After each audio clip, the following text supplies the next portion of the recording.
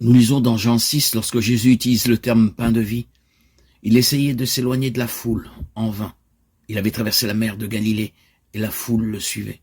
Après un certain temps, Jésus demande à Philippe comment ils allaient nourrir la foule.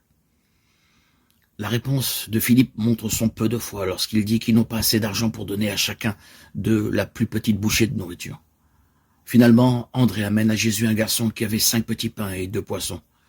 Avec cette quantité, Jésus nourrit miraculeusement la foule avec beaucoup de nourriture en réserve. Ensuite, Jésus et ses disciples retraversent de nouveau la Galilée.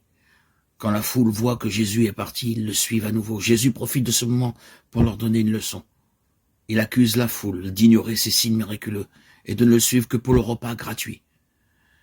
Jésus leur dit dans Jean 6, 27, « Travaillez non pour la nourriture qui périt, mais pour celle qui subsiste, pour la vie éternelle que le Fils de l'homme vous donnera, car c'est sur lui que Dieu le Père a mis son sceau. » En d'autres termes, ils étaient tellement captivés par la nourriture qu'ils passaient à côté du fait que leur Messie était venu.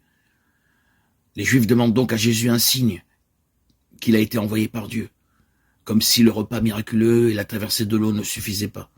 Ils disent à Jésus que Dieu leur a donné la manne pendant leur errance dans le désert.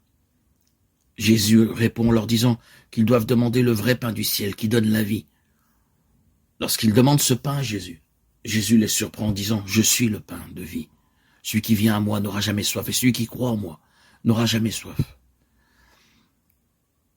L'expression « Je suis » est le nom de l'alliance de Dieu, révélée à Moïse au buisson ardent, Exode 3, 14. L'expression parle d'une existence autosuffisante. Encore une fois, il faut noter que Jésus ne parle pas d'atténuer la faim et la soif physique. La clé se trouve dans une autre déclaration de Jésus dans son sermon sur la montagne dans Matthieu 5, 6. C'est une déclaration phénoménale.